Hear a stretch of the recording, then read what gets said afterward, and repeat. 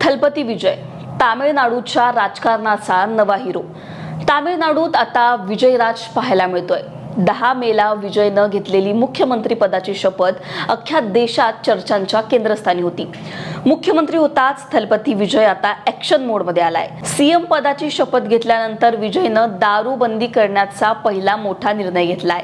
विजयचा हा मोठा निर्णय तामिळनाडूत कशा प्रकारे मास्टर स्ट्रोक ठरेल, विजयनं घेतलेल्या याच निर्णयाबद्दल जरा सविस्तर जाणून घेऊ. नमस्कार, मी पूजा, तुम्ही पाहताय लोकमत. तामिळनाडूच्या राजकारणात थलपती विजयनं इतिहास रचला. 118 आमदारांचं बहुमत मिळवत थलपतीने सत्ता स्थापन केली. 10 तारखेला थलपतीने घेतलेली सीएम पदाची शपथ देशभरात चर्चेचा विषय होती. त्यानंतर विजयनं घेतलेले 3 महत्त्वाचे निर्णय सुद्धा चर्चेत आले. 200 युनिट पर्यंत मोफत वीज, प्रत्येक जिल्ह्यात अंमली पदार्थ विरोधी पथकाची स्थापना, महिला सुरक्षा दलाची स्थापना. या निर्णयानंतर आता थलपतीनं घेतलेला एक मोठा निर्णय म्हणजेच तामिळनाडूत दारू विक्रीवर बंदी. राज्यातील 717 सरकारी मद्य विक्री केंद्र येत्या 2 आठवड्यांच्या आत बंद करण्याचे आदेश मुख्यमंत्री जोसेफ विजय थलपती यांनी दिलेत.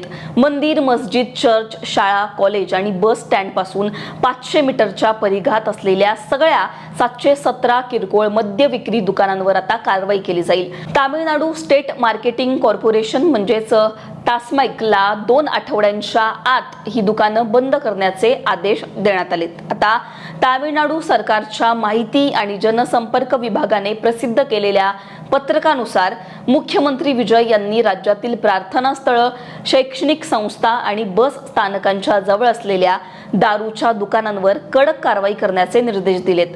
या निर्देशानुसार प्रशासनानं केलेल्या सर्वेक्षणात असं आढळून आलंय की 500 मीटरच्या प्रतिबंधित परिघात एकूण 717 मद्य विक्री दुकानं कार्यरत होती.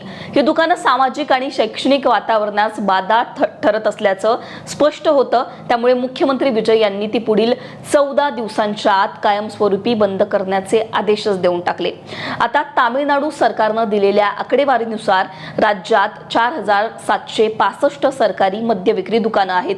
आता ही 717 दुकानं नेमकी कोणती आहेत आणि कुठे कुठे आहेत, तर दुकानांच्या आकडेवारीनुसार प्रार्थना स्थळांजवळील तब्बल 276 दुकानं त्यांच्यावर कारवाई करण्यात आली आहे. आता शैक्षणिक स्थळांजवळील दुकानांचा विचार केला तर 186 दुकानांवर कारवाई करण्यात आली आहे. बस स्टॉप जवळील 255 दुकानांवर कारवाई करण्यात आली आहे. आता अशा एकूण 717 दुकानांना कायमस्वरूपी कुलूप लागणार आहे.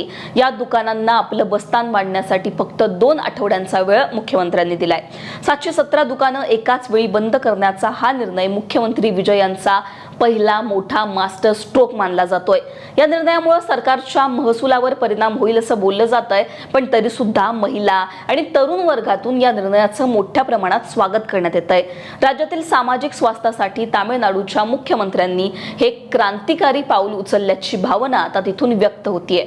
त्याच्यामुळे इतिहास तर मुख्यमंत्री जोसेफ थलपती यांनी रचलेलाच आहे, पण त्यानंतर त्यांचा झालेला शपथविधी आणि शपथविधीनंतर त्यांनी घेतलेले महत्त्वाचे निर्णय हे सुद्धा आता फक्त तामिळनाडू नाही तर अख्ख्या देशाच्या पातळीवर चर्चेचा विषय ठरतायत. त्याच्यामुळे मुख्यमंत्री विजय थलपती यांनी फक्त तामिळनाडूमध्ये आपली सत्ता आणून इतिहास रचला नाही, तर त्यानंतर त्यांच्या प्रत्येक ऍक्शन मधून प्रत्येकाची मनं त्यांनी जिंकलेली आहेत. म्हणजे त्यांचा शपथविधी असो, शपथविधीनंतर त्यांनी घेतलेले महत्त्वाचे निर्णय असो आणि त्यानंतर त्यांचा पहिला मास्टर स्ट्रोक समजला जाणारा हा दारूबंदीचा निर्णय असो. तुम्हाला मुख्यमंत्री जोसेफ थलपती यांच्या या निर्णयावर काय वाटतं? महाराष्ट्रामध्ये सुद्धा असा दारूबंदीचा निर्णय घेण्यात यावा का? तुमची याबद्दलची मतं नेमकी काय आहेत? कमेंटमध्ये सांगा. लोकमतला सबस्क्राईब केलं नसेल तर सबस्क्राईब करायला विसरू नका. हा व्हिडिओ पाहिल्याबद्दल धन्यवाद.